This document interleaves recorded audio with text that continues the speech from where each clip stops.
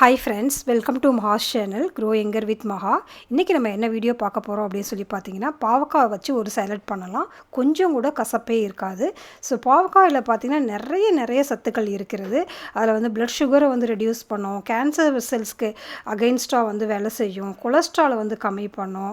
அது இல்லாம weight loss-ஐயும் வந்து நல்ல பூஸ்ட் அப் பண்ணி கொடுக்கும். சோ இந்த அளவுக்கு இருக்கிற இந்த பெனிஃபிட்ஸ் இருக்க அந்த பாவக்காவை வந்து நம்ம கசப்பு சுவை இருக்கிறதுனாலயே சாப்பிடாம இருக்கோம். சோ அத எப்படி வந்து இந்த கசப்பு சுவை இல்லாம எப்படி பண்றது தான் பார்க்கலாம். குழந்தைகள் கூட சாப்பிடக்கூடிய அளவுக்கு ரொம்ப சூப்பர்பா இருக்கும். இதுக்கு தேவையானது ஒரு கேரட், ஒரு வெள்ளரிக்காய், அப்புறம் ஒரு பாவக்காய். பாவக்காய் வந்து ரொம்ப சின்னதா ரொம்ப குட்டி குட்டியா வந்து கட் பண்ணி வச்சுக்கோங்க.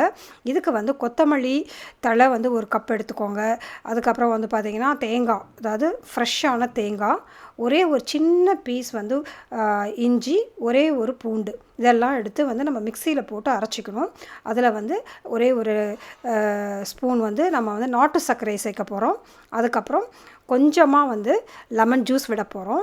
ஸோ இதெல்லாம் சேர்ந்து கொஞ்சம் உப்பு கூட போட்டுக்கலாம். உங்களுக்கு வேணும் அப்படின்னா உப்பு கூட போட்டுக்கலாம். இதெல்லாம் வந்து நல்ல ஒரு பேஸ்ட் மாதிரி அரைச்சி நம்ம வந்து ஒரு சட்னி ரெடி பண்ணிக்க போகிறோம். ஸோ இந்த சட்னி தான் வந்து பார்த்திங்கன்னா நமக்கு வந்து பாவக்காவில் இருக்கிற அந்த கசப்பு சுவை வந்து நமக்கு வந்து தெரியாமல் இருக்கிறதுக்கு வந்து ஹெல்ப்ஃபுல்லாக இருக்கும். வேறு எந்த சேலட்லேயும் வந்து இந்த சட்னி நீங்கள் வந்து யூஸ் பண்ணலாம். நான் கொஞ்சமாக இந்துப்பும் வந்து சேர்த்துக்கிறேன். ஸோ இது எல்லாமே வந்து இன்னும் பூஸ்டப் பண்ணும். நமக்கு டேஸ்ட்டும் நல்லாயிருக்கும். அதே சமயம் நமக்கு ஹெல்த்துக்கும் வந்து இந்த சட்னிக்கு ரொம்ப நல்லது. ஸோ இதை நல்லா வந்து ஒரு பேஸ்ட் பண்ணிக்கலாம். நம்ம மிக்ஸியில் ஜாரில் போட்டு நல்லா பேஸ்ட் பண்ணிக்கலாம். நான் இதில் வந்து மிளகுத்தூளும் ஆட் பண்ணுறேன். மிளகுத்தூள் வந்து ஆப்ஷன் தான். உங்களுக்கு வேணும்னா நீங்கள் பண்ணலாம், இல்லைன்னா விட்டுறலாம். ஸோ இதெல்லாம் போட்டு சட்னி வந்து ரெடி ஆகிடுச்சு.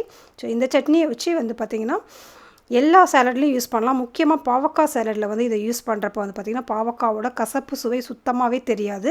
ஸோ தென்ட்ரல் டயட்டில் வந்து நம்ம வந்து பாவக்காவை வந்து இதை வந்து இந்த பாவக்காய் சாலடை வந்து ஒரு ஃபுல் மீலாகவே நம்ம எடுத்துக்க போகிறோம். ஸோ அதை எப்படி பண்ணுறதுன்னு பார்க்கலாம். ஃபஸ்ட்டு கேரட், வெள்ளரிக்காய், வேணும்னா நீங்கள் வெங்காயமும் போட்டுக்கலாம்.